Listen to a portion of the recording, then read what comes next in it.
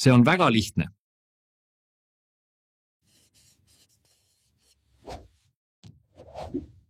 Liigume edasi. Tänane kolmas küsimus on peaminister Kristen Michalile, küsib Riigikogu liige Martin Helme ja teemaks on paremini kaitstud Eesti. Martin Helme, palun.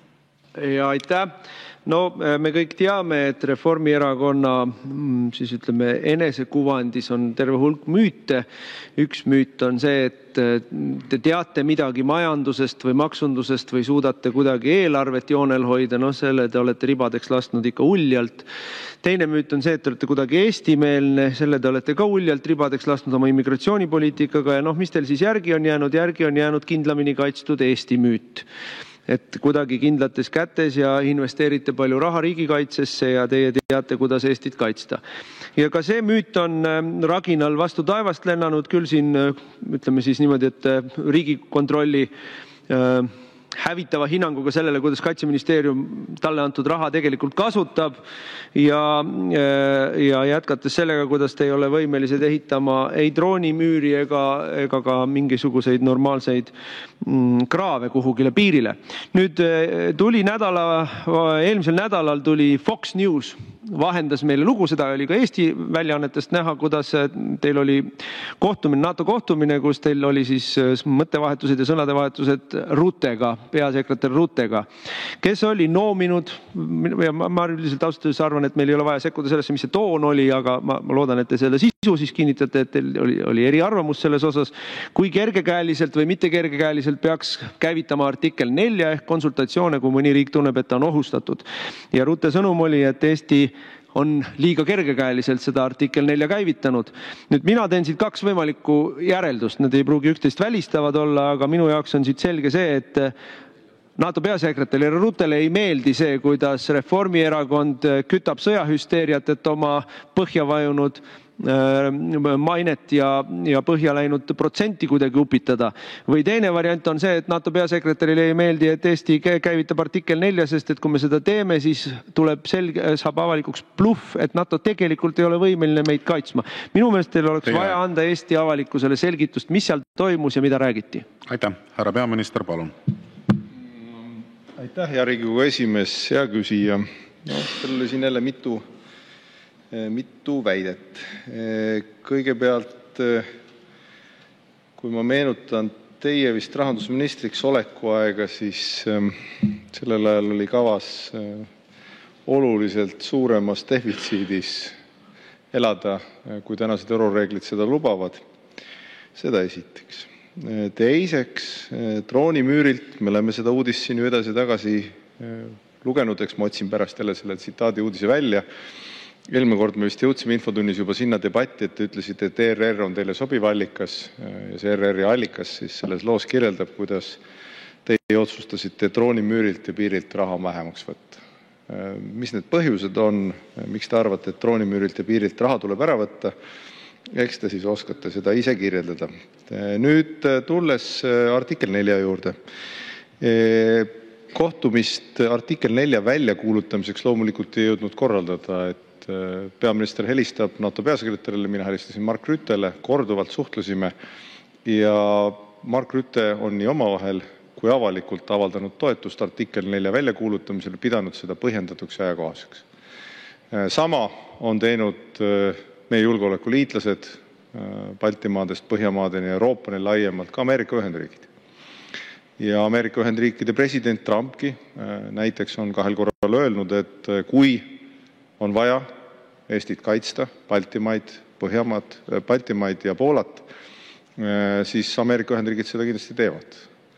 Nii et ma julgeks küll öelda, et artikkel 4 ellukutsumine ehk poliitiliste konsultatsioonide korraldamine oli väga põhjendatud, õigeaegne, korrektselt läbi viidud.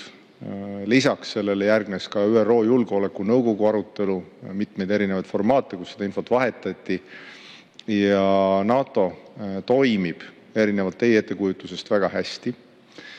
Poola juhtumi puhul näiteks need käsuliinid ja erinevad etapid said samamoodi järgi proovitud, vaenulikke droone lasti alla. Ka meie puhul enne oli tõhus soomlaste hävitajad, meie poolelt läksid itaalaste F-35, maailma kõige moodsamad sinna. Nii et NATO toimib väga kenasti. Käsuliin toimib, kõik toimib. Ja artikkel 4 oli põhjendatud, õigeaegne. Ja sama on öelnud, nagu ma ütlesin, Mark Rutte ja avalikult ka omavahel. Ja sama on öelnud ka SACEUR ehk vägede ülemjuhataja. Aitäh! Suur tänu ja Martin Helme, teil on täpsustav küsimus, palun. Jaa, no ei ole mõtet heietada siin seda, mis oli 2019 aastal, kui ei olnud meil mingeid sõdasid ja selle vaidluse me oleme maha pidanud ja selle te kaotasite. Sest et te lihtsalt bluffite ja valetate, mida see uudis tegelikult rääkis. Ärme ka takerdu sinna. Ma tegelikult tahaks ikkagi aru saada nüüd sellest, et mis siis räägiti selle artikkel 4 kohta, sest et Fox Newsi uudis ütleb niimoodi, et üks Ameerika välisministeeriumi kõrge ametnik leiab, et sellised artikli 4 käivitamised võivad eskaleerida otsese sõjalise konfliktini Venemaaga ja seda nemad ei taha, nii on kirjas. Siis ütleb meile endine NATO abi peasekretär, üks leedukas Giedriminas Jeglinskas selles loos, et kui me iga natukese aja tagant käivitame artikkel 4, siis see nii-öelda lahjendab või devalveerib seda, sest et pärast käivitamist, mis juhtub, mitte midagi ei juhtu. Siia ütleb ka seda, et me kõik teame, et praegu ei ole NATOl võimekust tegelikult midagi päriselt ette võtta. Et need on nagu väga tõsised asjad, millele minu meelest Eesti avalikkusel on vaja teada saada, et mis siis selle vestluse sisu oli. Kas oli vestluse sisu, et jah, toetame Eestit, aga tegelikult palun ärge käivitage meil artikkel 4 praegu, sest et meil ei ole võimekust midagi teha pärast seda. Ja siis on meie bluff paljastatud. Või oli teie vestluse sisu see, et kuulge, ärge käivitage seda, sest NATO ei ole huvitatud sõjast Venemaaga selle jaoks, et Reformierakonna populaarsust upitada? Aitäh.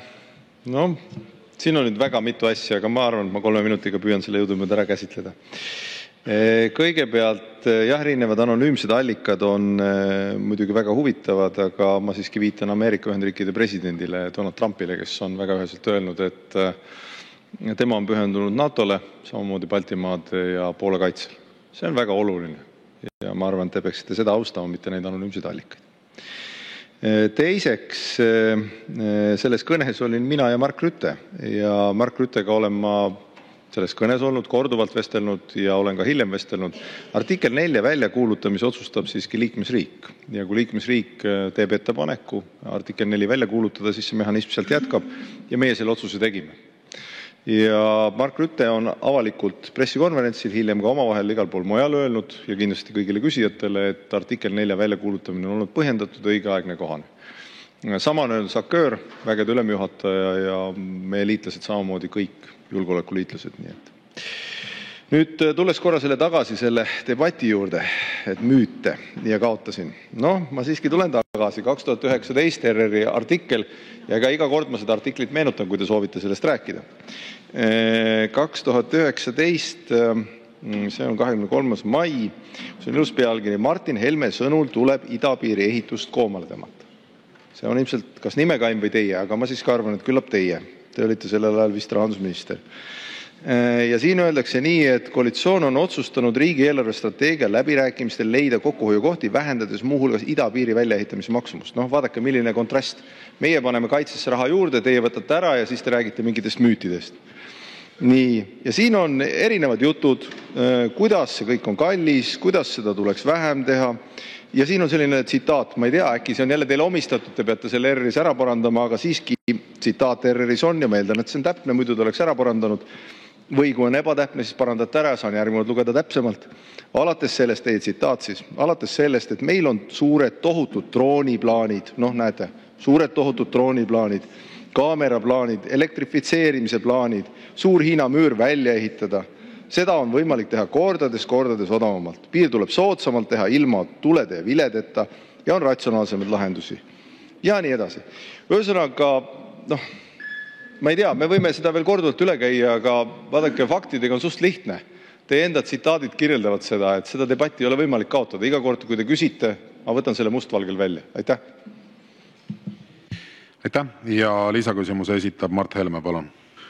Jah, aitäh, härra eesistuja. Kristen Michal, mis te räägite mullusest lumest? Kas aastal 2019-2020 oli drooni teema väga kuum teema. Droonid lendasid lennujaamade kohal ja õhupallid lendasid lennujaamade kohal. No ei olnud ju midagi taolist. Ja kes hakkas piiri ehitama?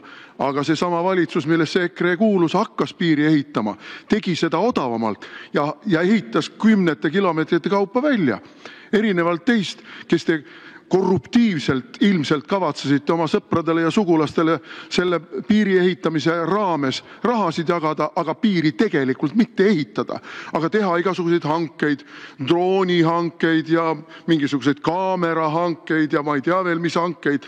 Me teame, mismoodi teie asjaajamine käib. Tuletage ikkagi meelde, kui me nüüd läheme ajalukku tagasi. Tuletage oma valgeid kampsunid ja kilekoti afääre meelde. Ja tuletame meelde seda, kuidas te praegu meretuuleparkidele ja maatuuleparkidele üritate miljardeid ja miljardeid uhada. Seal on kõik teie sõbrad ja sugulased, kes on reaalsed kasusaajad. Täpselt sama kehtib selle sama kaitsetööstuspargi kohta. Ma vaatasin, kes need kasusaajad on. Need on kõik teiega seotud inimesed. Need on kõik Reformierakonnaga seotud inimesed. See on ju korruptsioon, kulla inimene.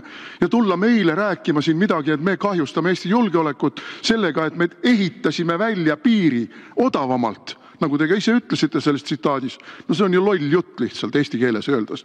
Aga tuleme selle Rutte jutu juurde tagasi, millest te osavalt kõrvale põiklesite meie süüdistamisega, alusetu süüdistamisega. Tuleme selle Rutte juurde tagasi. Ajakirjanduses on läbi käinud ka väide, et Rutte oli teie peale häält tõstnud. Ja häält tõstnud just nimelt sel samal põhjusel, et tema ei näe, et see artikkel 4 käivitamine oleks praegu piisavalt põhjendatud. Ja kui mina vaatan seda asja, et 30 aastat on Vene lennukid seal Vaindlo juures meie õhuruumist läbi lennanud ja ei ole sõda tulnud, ei ole pommitatud, ei ole keegi surma saanud, siis ka mina ütleksin Rutte moodi. Aga miks praegu on vaja selles olukorras, kus sõda käib ja NATO-Vene konflikt on täiesti reaalne ja õhus, omalt poolt lükata Eestit sõtta?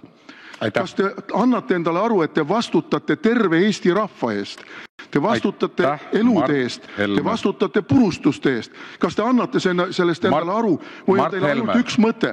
Mart Helme, mul on nüüd teile väga konkreetne ettepanek, et see küsimus lõpeb. Sellepärast, et küsimuseks on ette nähtud 2 minutit ja vastuseks 3 minutit. Ja palun pidage sellest kinni, sellepärast, et meil on kokku täna 13 registreeritud küsimust ja see, mida te siin teete, te teete seda oma kolleegide arvelt. Et pidage palun 2 minutist kinni. Palun, te pidage palun edaspidi 2 minutist kinni. Lihtsalt siiras palve, sellepärast, et see tuleb teiste kolleegide arvelt, aga palun, härra peaminister, palun. Jaa, aitäh, hea Riigikogu esimees, hea küsija. No vot, nüüd me oleme jälle tagasi selle debati juures, kus me olime mõned infotunnid tagasi. Teie räägite, kuidas teie ajal algas piiriehitus. No jälle ei vasta tõele. Kaasaegse idapiiri rajamine otsustati 2015. aasta kevadel. Teid ma valitsusest ei mäleta. Toona eraldati RES-is sellele 70 miljonit. Ratase esimene valitsus vähendas seda pea poole võrra ja siis hiljem otsustasid, nagu teie kirjeldustel, nagu need eelnevalt Martin Helme tsitaate välja võtsin, seda veel täiendavalt vähendada.